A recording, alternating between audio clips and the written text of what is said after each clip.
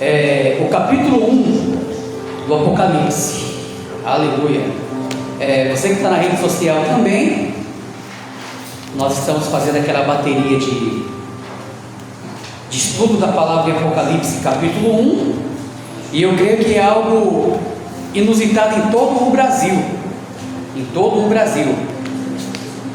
E o culto de domingo é uma pregação voltada para a reflexão da palavra de Deus. Eu creio que isso é inusitado em todo o Brasil. Nós vemos cultos de estudo, nós vemos temas como escatologia, arrebatamento da igreja, ser ministrado, mas o livro do Apocalipse, cada versículo desse livro é algo revolucionário e que deveria ser feito. Você que está aí, você que é um pastor de igreja, que você está ouvindo a gente aí, faz isso na tua igreja, ministra um estudo também de um livro da Bíblia. A pregação expositiva é a pregação que mais tem eficácia na igreja. Pregação expositiva, meus irmãos, é quando você abre a Bíblia, você lê um texto da Bíblia e você prega aquele texto que está ali. Isso é mensagem expositiva. É a pregação onde o crente mais aprende da palavra. Por quê? Porque não dá para o pregador correr para falar de um assunto ou de outro, porque senão ele sai do tema. Isso é uma pregação expositiva. Nós estamos muito acostumados como pentecostais com a pregação temática. Pregação temática é quando temos um tema e discorremos a Bíblia através daquele tema.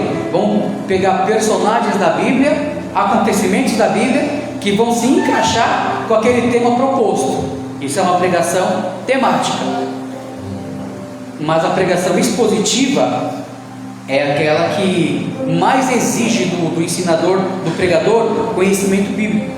Por quê? Porque ele tem que conhecer os pormenores ali para poder ministrar. Mas você que está aí nessa noite, meus irmãos, vocês encontraram Apocalipse 1? Amém. Tá bom. Amém. Esses próximos 40 minutos nós vamos ministrar sobre a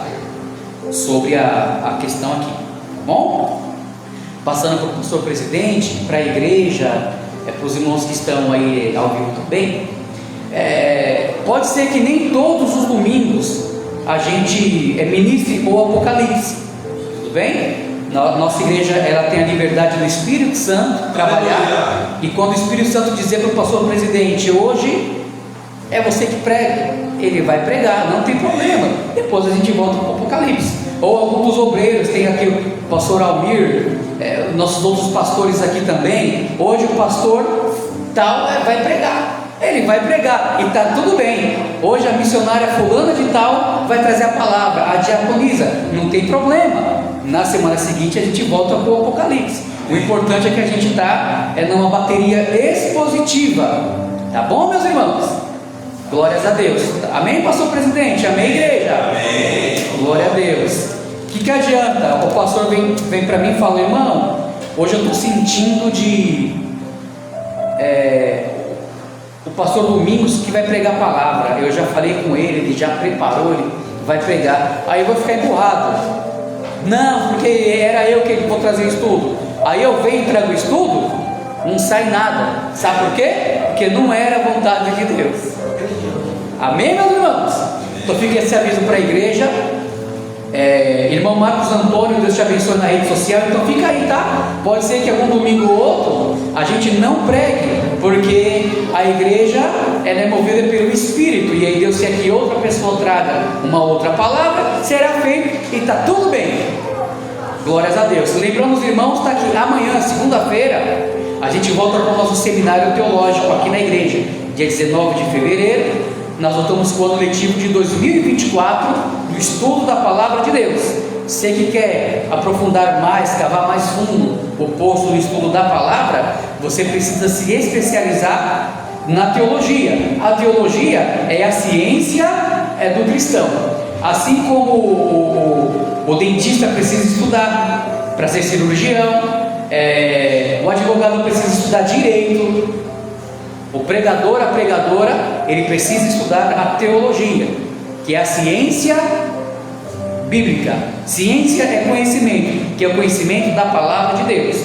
Irmão, e se eu não fizer teologia? O que acontece? Nada. Todos nós somos teólogos.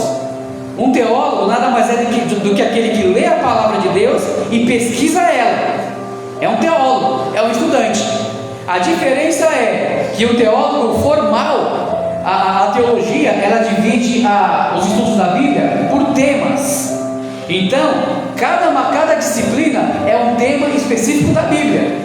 E essa forma pragmática e sistemática faz com que quem está estudando absorva mais, melhor e fique gravado aquele assunto nela. Só que o interessante é que o pentecostal, ele faz uma teologia prática, além de tudo, porque o que está na palavra de Deus tem que fazer parte da vida dele e do cotidiano. Por exemplo, os irmãos que não creem na continuidade dos dons espirituais, eles falam sobre os dons que foi só para o tempo dos apóstolos, sem versículo nenhum na Bíblia dizendo que era só para eles, e só na teoria. O pentecostal não, ele vive o poder, o dom no seu dia a dia, servindo a Deus na igreja, servindo a Deus no evangelismo, servindo a Deus lá fora da igreja também, e Deus usando ele através dos dons. Então, quando ele estuda a palavra, quando ele faz a teologia na vida dele é prática. Tudo bem, pessoal? Amém. Apocalipse capítulo 1. Quem encontrou, diga amém. Amém. Pessoal, vamos ler o versículo 5. Na semana passada, nós falamos aqui sobre as 7 igrejas, sobre a paz. O que significa aquele que era, aquele que é, aquele que há de vir, e o que era os 7 espíritos que estão no trono. Os irmãos lembram? 7, número de totalidade, as 7 manifestações do Espírito Santo lá em Isaías, que é o espírito de sabedoria, o espírito de conhecimento, é quando estava em Cristo, né? E nós falamos também sobre essa questão do que era, que é e que há de vir, que nada mais é do que a eternidade de Jesus Cristo, porque Ele é Deus Todo-Poderoso. Irmã Dominique, Deus te abençoe. Pastor Michael, Deus te abençoe. Aleluia. Acompanha a gente aí e leve eu para pregar na tua igreja lá, hein? Aleluia. Apocalipse 1, versículo 5. Amém? Pastor Michael, nós congregamos junto ali durante mais de 3 anos, né? Ajudamos o servo de Deus ali na igreja. Hoje ele está na bênção, está cheio de gente, está uma bênção do Senhor, glória a Deus. Mas Deus nos usou para ajudar ele naquela obra. E a obra de Deus é assim, né, pessoal? Aquele que é nascido do Espírito não sabe de onde vem nem para onde vai. O que significa isso? Que ele é um missionário em tempo integral. Ele está aonde Jesus quer que ele vá. E aprove a Deus nós estamos aqui, congregando com os irmãos da missão primitiva, servindo a Deus aqui, e aqui nós estamos, e felizes. Versículo 5, pessoal, olha só. A Bíblia que eu uso aqui é a ACF, tá bom? A Bíblia que nós temos aqui na igreja é a ACF também. Vocês viram que tem uma ACF ali em cima? A ACF é Almeida Corrigida Fiel. O que significa isso? A tradução da Bíblia do grego e do hebraico, Antigo Testamento hebraico para aramaico, Novo Testamento grego, talvez Mateus foi em aramaico e depois traduzido para o grego. Isso é um assunto para a sala de aula. Mas João Ferreira de Almeida, ele pegou a fonte, que eram as cópias da língua original, e traduziu para nós. Aí Almeida Corrigida Fiel significa que a Bíblia, em tradução de língua portuguesa, mais próxima das línguas originais. Nós não temos cópias da Bíblia original, mas nós temos o conhecimento das línguas originais. Tudo bem, pessoal? O versículo 5: e da parte de Jesus Cristo, que é a fiel testemunha, o primogênito dentre os mortos e o príncipe dos reis da terra, aquele que nos amou e em seu sangue nos lavou dos nossos pecados. Vamos trabalhar aqui hoje. Amém, pessoal? Amém. Você vai dizer que Jesus aqui está falando com João na introdução do Apocalipse? além da paz de Deus, e o João que estava escrevendo, e o anjo que veio em nome do Senhor entregar a revelação para João, o próprio Jesus Cristo vai dizer que da parte dele, ele é fiel testemunha. O que é uma testemunha, gente? Testemunha é alguém que alguém que está vendo e ouvindo algo que está acontecendo. Quando Jesus está dizendo aqui que ele é a fiel testemunha, ele é aquele que viu tudo desde a eternidade. Ele preparou tudo, ele organizou tudo dentro da Santíssima Trindade, porque ele é Deus, a segunda pessoa da Trindade, Jesus Cristo, ou Deus unigênito, ou Filho unigênito do Pai. O unigênito é o único da mesma espécie de outrem, ou seja, Jesus Cristo é unigênito, ele é o único Filho que é igual ao Pai. Nós, por exemplo, somos filhos por adoção. Jesus Cristo comprou eu e você com o sangue dele na cruz do Calvário. E toda pessoa que tem Jesus como Salvador, ele se torna filho adotivo do Senhor. Amém? Amém. É isso que a Bíblia diz. O povo de Israel é o povo escolhido pelo Senhor. Deus chamou Abraão e falou para Abraão: vem cá que eu vou fazer de você pai de uma grande nação, que vai representar o meu nome às nações, e que de vocês sairá um descendente que é Cristo, que através dele o mundo inteiro terá a oportunidade de ser abençoado. Amém até aqui, pessoal? Amém. E tem os gentios, terceiro povo que Deus tem. Quem são os gentios? São todas as gentes do mundo, fora Israel, e que nem é israelita e nem faz parte da igreja, porque não aceitou Jesus na atual dispensação, que é chamada dispensação da graça, era da igreja, dispensação do Espírito Santo. Quando Deus usou o profeta Jeremias, como é que é o nome do profeta, gente? Jeremias. Quando Deus usou o profeta Jeremias, lá no capítulo 31, no versículo 34, Jesus falou que aquela aliança feita através do sangue dos animais, através da lei de Moisés, ela ficaria para trás e Deus estabeleceria uma nova aliança a Israel.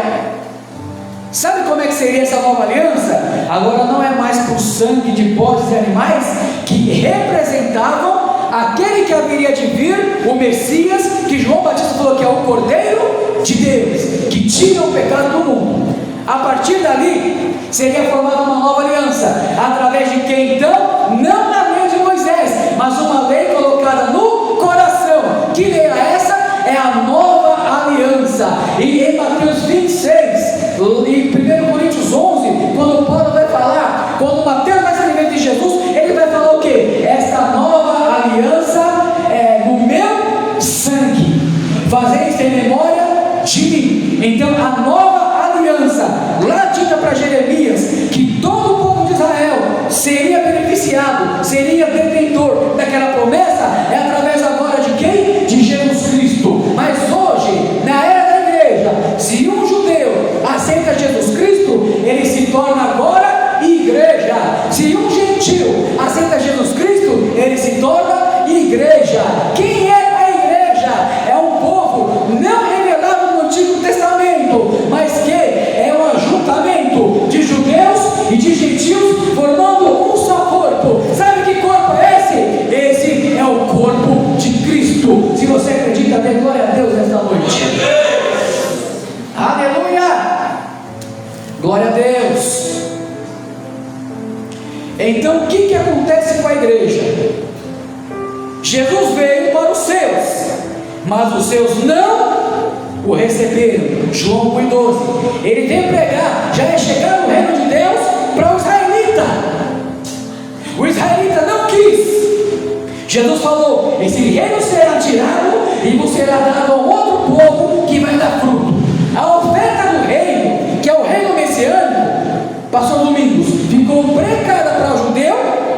vai voltar a ser oferecida depois que a igreja for arrebatada. Aí Mateus 24 e 14, será pregado o evangelho do reino a todas as nações, então virá o fim. Mas nesse tempo, Jesus falou: vocês não me verão mais, falando para o israelita, até que vocês disserem: bendito o que vem em nome do Senhor. Amém. Na tribulação, depois da igreja arrebatada, a oferta do reino do Messias vai voltar a ser pregada. Eles vão ser perseguidos, vai acontecer um monte de coisa, que é o livro do Apocalipse que estamos falando. Aí eles vão clamar: Jesus, com outras palavras, Jesus, agora nós reconhecemos que Tu és o Salvador. Esse anticristo aí nos enganou com essa falsa aliança, com essa falsa paz, esses falsos messias que vieram. Nós não cremos em nenhum deles, nós acreditamos na mensagem das Tuas testemunhas, dos anjos pregando no céu, dos 144.000 israelitas que se converteram e foram selados. A gente acredita que Tu és o Senhor e o Salvador. Quando Israel for ser destruído pelo anticristo e pelos exércitos dele lá no Armagedon, através do clamor do povo, Jesus Cristo virá até as nuvens, junto com a igreja, junto com os seus anjos, virá até a terra, destruirá todos os inimigos e vai receber os gentios convertidos a Cristo da tribulação, os judeus convertidos a Cristo, que não passaram pela morte na tribulação, e vão receber o reino do trono de Davi, e haverá 1000 anos de paz para eles. Aleluia! E os mártires da tribulação, e aqueles que morreram na tribulação, serão ressuscitados, glorificados, igual a igreja é glorificada, vão morar na Nova Jerusalém, que é a cidade como de ouro e de cristal, que vai descer do céu, vai ficar sobre a terra, e a habitação da igreja e dos santos do Antigo Testamento e dos mártires da tribulação, todos glorificados, será na Nova Jerusalém. Aleluia! E governaremos com Cristo durante todos esses 1000 anos, nós judeus convertidos na tribulação, os gentios convertidos na tribulação e as pessoas que forem nascendo no milênio. Você está entendendo, igreja? Amém. E nesse tempo, entre a rejeição dos judeus a Cristo como Messias, até o momento que eles vão clamar, esse período de espaço que começa lá no Pentecoste e termina no arrebatamento, é chamado de era da igreja, é chamado de dispensação do Espírito Santo. Olha o que acontece, eu vou te explicar. Através da nova aliança que Jesus falou para Jeremias, que Israel ainda não quis, João falou que todos aqueles que querem, nós, igreja, não somos portadores da aliança, a promessa é para Israel, mas porque eles rejeitaram, nós dizemos: nós queremos. A partir daí, nesse período, a igreja passa a ser a representante de Deus em todas as nações, pregando que Jesus Cristo é o Salvador, Jesus Cristo é o Senhor, Jesus Cristo salva, cura, batiza com o Espírito Santo, derrama a mão e vai voltar para buscar a igreja, para morar na mansão celestial. Oh, glória! Então, nesse tempo, a igreja substitui Israel, os gentios e judeus convertidos a Cristo substituem Israel na missão de apregoar Cristo às nações. A promessa para nós era ter uma modificação, é um mistério que não tinha no Antigo Testamento. Qual é o mistério? É o mistério das moradas celestiais e do arrebatamento da igreja. Os judeus, eles tinham a ideia de ressurreição. Não foi o que João falou? Sei que o meu Redentor vive, e que por fim se levantará, e eu na minha carne verei o Senhor. Enoque, a mesma coisa, está lá em Judas 14, Judas 1,14. Eis que vem o Senhor com seus santos e milhares de miríades de anjos e santos, que ali é os santos do Antigo Testamento, a igreja e os anjos do Senhor vindo junto. Daniel 12:2, que depois da tribulação, muitos que estavam dormindo no pó ressuscitariam. Daniel 11:36 a Daniel 12:8 é o período da tribulação. Aí é uma discussão: quando o santo do Antigo Testamento ressuscita? Se é com a igreja no arrebatamento, ou se é só para a inauguração dos 1000 anos. Mas quando é, isso não importa. O que importa é que todo aquele que serve a Deus será ressuscitado e será naquele dia levantado e herdará o reino com Cristo. Aleluia. Glória a Deus. Aí, versículo 34, Jeremias 31 a 34, olha só: eis que vem dias, diz o Senhor, em que farei uma aliança nova com a casa de Israel e de Judá. Sabe quando foi feita essa aliança? Na cruz. Essa é a nova aliança. Jesus não falou lá para os discípulos, para os 12? Não conforme a aliança que fiz com seus pais, nos dias que tomei pela mão para tirar da terra do Egito. Ou seja, não a aliança que foi feita com Moisés. Não foi essa aliança com o sério do Egito? Não é mais essa. Eles hoje querem buscar Deus através daquela aliança, mas eu só aceito a nova aliança. Está entendendo? Porque é Cristo. Aleluia! E o que nós fizemos? Eles não querem, mas eu quero. Eles não aceitam, mas eu aceito. Eles vão passar pela tribulação, mas nós não vamos, porque estamos em Cristo. Aleluia! Aleluia!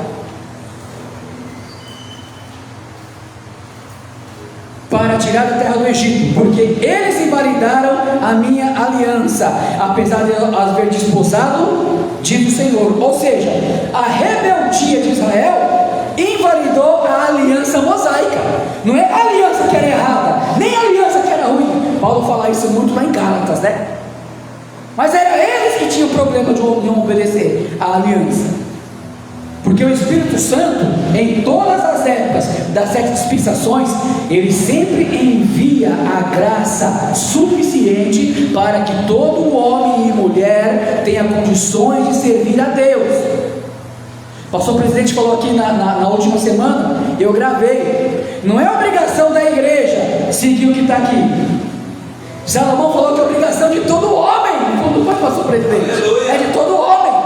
Esse aqui não é o manual da igreja, é o manual do ser humano. Aleluia! Para se encontrar com Deus. Glória a Deus!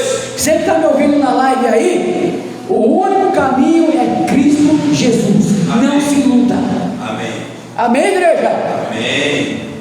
Versículo 33 de Jeremias 31. Mas esta é a aliança que farei com a casa de Israel depois daqueles dias, diz o Senhor. Porei a minha lei no seu interior, escreverei no seu coração e serei seu Deus e eles serão meu povo. A aliança, ela é inaugurada com a ressurreição de Cristo e a igreja recebe as bênçãos dessa aliança.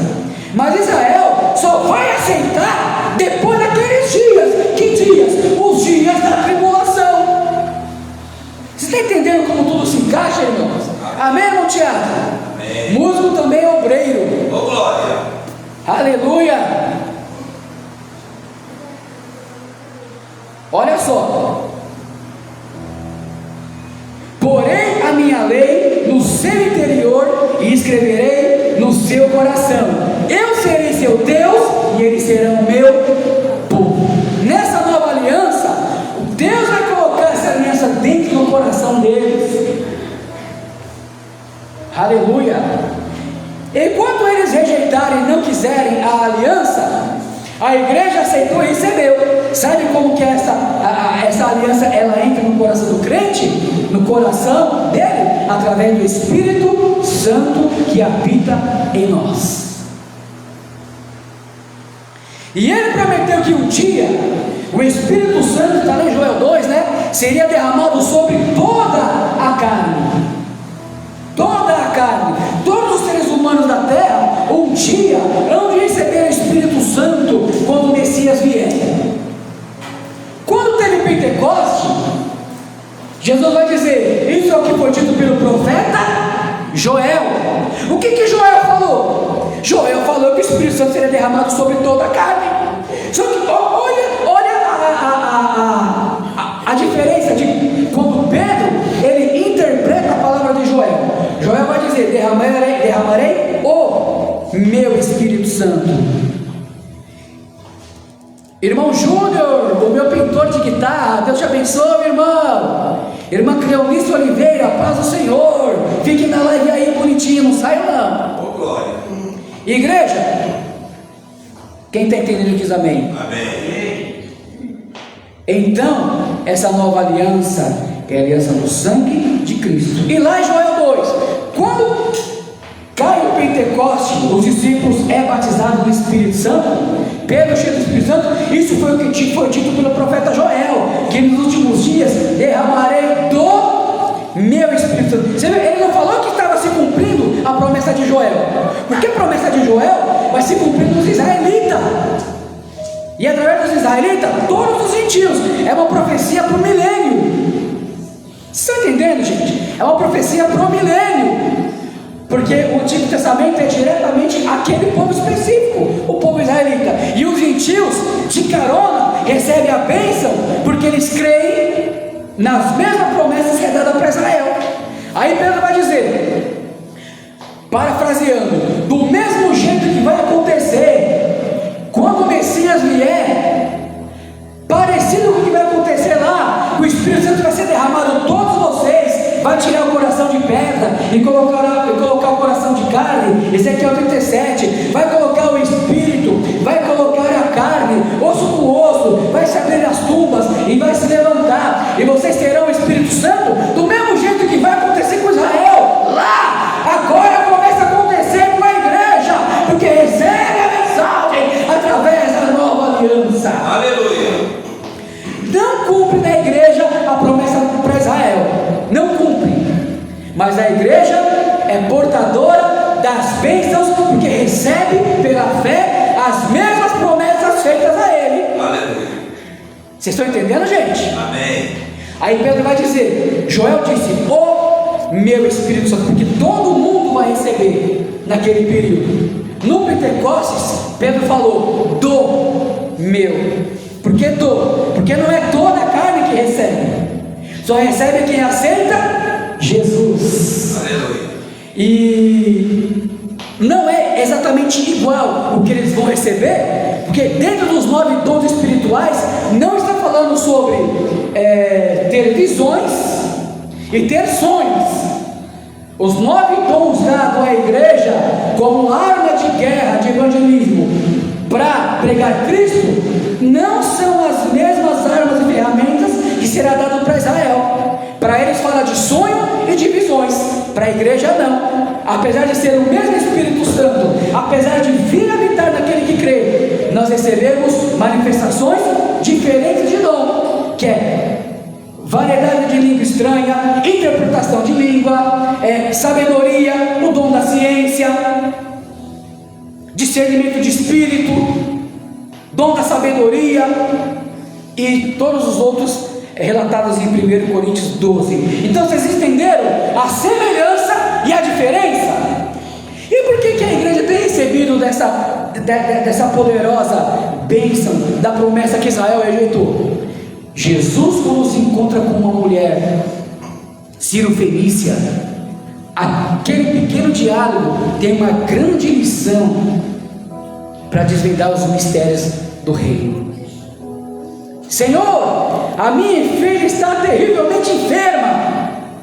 Algumas traduções dizem endemoniada. Não cabe aqui agora a discussão do que está lá no grego. Jesus vai dizer para ela o que? Não é lícito pegar o pão dos filhos e deitar pros cachorrinhos. Não está assim? Está assim. Aí ela vai olhar para Jesus e vai dizer: mas os cachorrinhos comem da migalha que cai da mesa do Senhor. Essa revelação, irmão, sabe o significado dela? Irmã Diaconisa José, Jesus está dizendo, para Jesus se voltar para o gentio, primeiro, Israel como nação tinha que rejeitar a oferta do reino. Aí Mateus 23 e 39 é a sentença final: vocês não vão me ver mais, até que vocês vão dizer bendito que vem no nome do Senhor. Aí entra a era da igreja. Precisava eles rejeitar, para depois Jesus se voltar para as nações. Vocês estão entendendo, gente? Através da nova aliança. Viu como tudo se encaixa? Aí João vai escrever: eles veio para os que eram seus, e os seus não receberam a oferta do reino, eles não receberam. Mas a todos que receberem, olha a oferta do evangelho da graça, é agora ela, serão chamados filhos de Deus, os que creem no seu nome. Aleluia. Somos nós. Sabe o que significa aquele diálogo? Não é lícito agora eu pegar a salvação do judeu e oferecer ao gentio. Sabe o que ela vai dizer? Tudo bem, só que o gentio, ele vai aceitar essa oferta do reino que o judeu está rejeitando. Olha que mulher sábia. Jesus falou: e seja feito. Sabe por quê? Jesus, ele age por fé. Tenha fé em Deus nessa noite. Amém. 34. E não ensinará mais cada um seu próximo, nem cada um ao seu irmão, dizendo: conhecei ao Senhor, porque todos me conhecerão, desde o menor até o maior deles, diz o Senhor, porque lhes perdoarei sua maldade e nunca mais me lembrarei dos seus pecados. Esse cumprimento aqui, ele vai acontecer só no milênio. No milênio não precisará de manifestação de dom, porque no milênio todos terão o Espírito Santo e vão conhecer o Senhor, e todos estarão juntos com Ele. Se entendeu porque eu falei que era semelhante e não igual? A descida do Espírito Santo para Israel lá no milênio, e que é para a igreja aqui agora. Por que é semelhante e não é igual? O que é igual é que o Espírito Santo vem morar, mas o que não é igual é a manifestação de dons, que para a igreja é diferente e para uma outra época. Quem está entendendo, diga amém. Amém.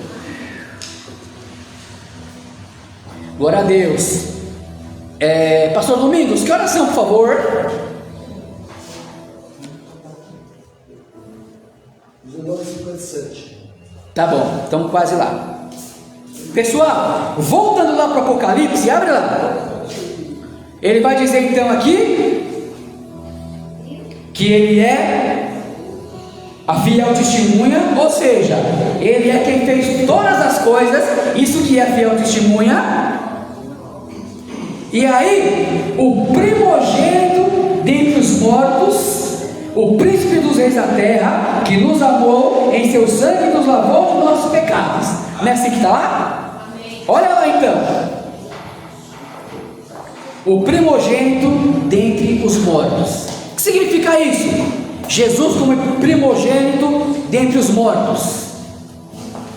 Significa que o primeiro que morreu e ressuscitou numa novidade de vida é Ele, Jesus Cristo. Elias não morreu, subiu vivo. Enoque não morreu, subiu vivo. Moisés morreu, está no paraíso esperando a ressurreição do Santo Antigo Testamento. Lázaro foi ressuscitado, mas voltou a viver nessa vida física. Então Jesus, ele é o primeiro, o primogênito dentre os mortos, ou seja, é o primeiro homem que morreu e ao ressuscitar, ressuscitou glorificado. Ele é o primeiro, por isso que ele é o primogênito, é o primeiro. E depois dele, quem que foi? A Bíblia vai dizer em Mateus capítulo 27, do 51 a 53, que quando Jesus morre e quando ele ressuscita, o sepulcro de muitos foram abertos, e eles subiram e entraram na cidade santa. Então olha aí, o primeiro grupo que ressuscita após Jesus, que é o primogênito, que é o primeiro que ressuscita glorificado, são aqueles santos de Mateus. E depois a Bíblia diz que quando ele arrebatar a igreja, os mortos em Cristo ressuscitarão primeiro do que quem? Os outros mortos não ressuscitarão até o dia do juízo, mas os que morreram em Cristo ressuscitarão no arrebatamento, ressuscitado, glorificado e vivos eternamente com o Senhor. Aleluia. Aí há uma discussão. Os santos do Antigo Testamento ressuscitam juntamente com a igreja, porque também morreram em Cristo, ou só ressuscitam quando Jesus vier implantar o milênio? Não importa, mas eles também serão ressuscitados, glorificados e para sempre estarão vivendo eternamente com o Senhor.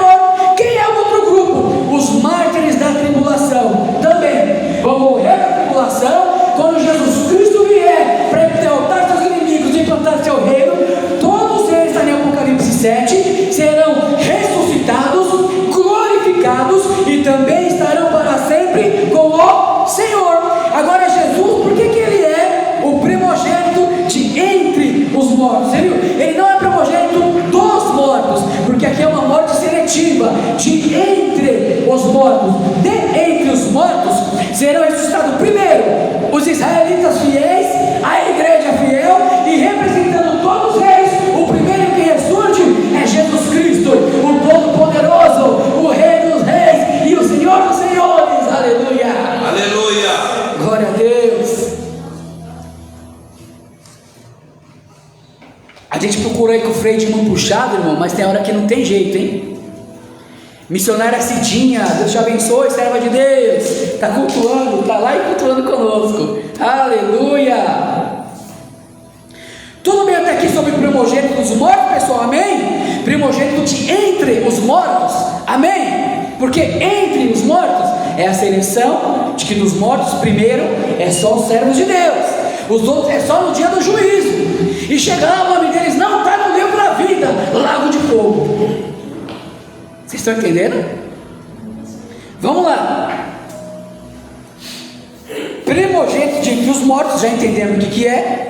É o primeiro a que ressuscita nessa qualidade nova de vida, que é a qualidade do primeiro ser humano que ressuscita na qualidade de vida eterna e corpo glorificado.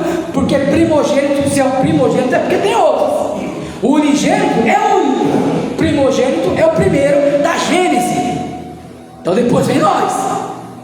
Tudo bem, igreja? Amém. E Paulo vai dizer: se esperarmos nessa vida só, somos os mais miseráveis de todos os homens. Eu fico preocupado com esse povo que prega um evangelho capenga, só de coisa material. Paulo falou que era para pregar o reino, as coisas espirituais, o poder, a morada celestial. Aleluia. Glória a Deus. Aí ele vai dizer: e ele é o príncipe dos reis da terra. Porque ele é o príncipe dos reis da terra. Isso aqui é uma palavra tirada lá de Isaías. Isaías 9, versículo 6. Sabe o que está escrito lá? Vamos ler. Isaías 9 e 6. Olha o que está escrito. Já achei aqui. Gosto muito dos irmãos que usam os tablets, né? Usa a tecnologia, etc. Mas eu ainda sou tosco, tá, gente? Eu uso a Bíblia mesmo aqui, ó. A Bíblia. Não faz melhor que ninguém, nem pior. É só, eu prefiro continuar abrindo a palavra de Deus. Amém. Olha o que está escrito: porque um menino nos nasceu, um filho se nos deu, o principado está sobre os seus ombros, ou seja, os reinos estão sobre ele, e se chamará o seu nome Maravilhoso, Conselheiro, Deus Forte, Pai da Eternidade e Príncipe da Paz. Aleluia. Aqui tem a ver porque ele é o príncipe lá dos reis da terra. É porque ele é que traz a paz para os reis da terra. Sabe por que o mundo não tem paz? Porque os reis da terra não procuram Cristo. Ele é o príncipe da paz. Ele é o príncipe que traz a paz aos reis da terra. Por isso que está dizendo aqui. Amém, igreja? Amém. E vamos à última parte para a gente terminar. Aquele que nos amou. Quando está dizendo que Cristo nos amou, João 3,16. Porque Deus amou o mundo de tal maneira que deu seu Filho unigênito, para que todo aquele que nele crê, a condição, não pereça, mas tenha vida eterna. Então aqui entre nós, porque Deus amou o mundo de uma maneira inexplicável, que o apóstolo não teve palavras, que deu o seu filho que é igual a ele, o único, o igual, o unigênito, o único que é igual ao Pai, porque Jesus é Deus. Amém, igreja? Jesus, ele é Deus. Ele é adorado como Deus desde a igreja primitiva. Tomé, que não acreditava em ver Cristo ressurreto, quando ele viu, ele se dobrou e falou o que para Jesus? Senhor meu e Deus meu. Um judeu, ele não chama ninguém de Senhor a não ser Deus, é Adonai. A palavra traduzida é aquele que é o dono que fez tudo. Senhor meu e Deus meu. Um judeu não tem outro Deus, ele é monoteísta. Então Tomé está reconhecendo que Jesus Cristo é Deus, a segunda pessoa da Trindade. E a gente vê algumas religiões por aí pregar um Jesusinho, um Deus menor, pregar um politeísmo, cada pessoa da Trindade é um Deus diferente, pregar o unicismo, que é uma coisa só em 3 manifestações diferentes. Irmão, cuidado com o que você ouve por aí. São 3 pessoas distintas na mesma divindade, de uma forma que chula. Como que podemos explicar a Trindade? Através da água. A água, ela tem 3 estados: sólido, líquido e gasoso. A água no estado sólido é o vapor, continua sendo água. No estado líquido é essa que nós tomamos aqui, continua sendo água.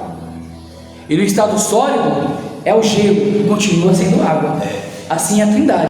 São 3 essências, o mesmo Deus, mas 3 pessoas distintas que trabalham na economia eterna para a salvação do homem e criação de todas as coisas. Amém, pessoal? Nas matérias de deontologia, cristologia e pneumatologia, nós estudamos de forma particular as evidências das 3 pessoas como Deus Todo-Poderoso. Então venha para cá de segunda-feira, Travessa Maria de Médicis, número 18, 19 e 30. Amém. Vamos terminar, meus irmãos? Aleluia. Tem muita gente que prega assim, que a palavra de Deus é a melhor parte do culto. Eu nunca vi isso na Bíblia. O culto, ele é movido por testemunhos, louvores a Deus, cânticos espirituais, sabe o que está lá?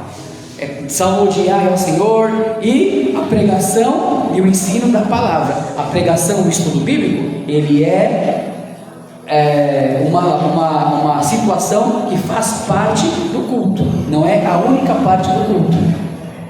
Vocês já pensaram num culto que não tivesse louvor, pastor? Tem que ter culto, tem que ter louvor. Já pensou um culto que não tivesse palavra? Como é que nós vamos ficar firmes nas promessas de Deus se não deixa Deus falar, Deus falar pela palavra? Tudo bem, gente? Amém. Vamos lá agora. Porque Deus amou o mundo de tal maneira que deu seu Filho unigênito, já entendemos o que é, para que todo aquele que nele crê, a condição, todo aquele que crê, não é todos os seres humanos que é filho de Deus. Você que está na live aí, ó, só é filho de Deus aquele que está em Cristo. Aleluia. Irmã Marta Cristina, Deus te abençoe. A condicional, para todo aquele que nele crê. Dentro da teologia, a graça, ela é subdividida em algumas nomenclaturas, só por questão de estudo, tá? A graça é uma só, mas é chamado de graça preveniente. A graça preveniente é aquela graça que vem sobre todo ser humano, caído nos seus pecados, igual Romanos 3:23, e possibilita ele de despertar e dizer sim ao Evangelho. Quando ele diz sim para Jesus Cristo, vem a graça suficiente, que é o que? É a graça que é eficaz para dar todo o auxílio para ele permanecer em Cristo. Tudo isso é a graça de Deus, o favor não merecido. A igreja está entendendo? Amém? Ele vai dizer: aquele que nos amou, não pereça, mas tenha vida eterna. Não perecer é o dia do juízo, tá? Não vai perecer. Ele tem o nome no livro da vida. O anjo vai ler lá, está escrito, você está salvo. Aleluia. Então precisa perseverar na presença do Senhor. Amém, igreja? Amém. Não pereça. Obrigado, irmão. Posso ter o galardão aí. Amém. Mas tem a vida eterna. Pessoal, vida eterna é muito mais que nunca mais morrer. Vocês lembram do Highlander? Filme do Highlander? Ele não morria nunca, mas estava sempre naquela vida. Uma vida de um desespero. Arrumava família, arrumava a esposa, os inimigos querendo matar ele, ficava triste de séculos em séculos, porque as famílias iam todas morrendo, só ia ficando ele. Com Cristo não tem Highlander. A vida eterna é ter a vida de Deus dentro de nós, em novidade de vida. É ter Deus dentro de nós, a característica de Deus dentro de nós, as características do reino sendo vivida por nós nesta noite. Amém, pessoal? Amém.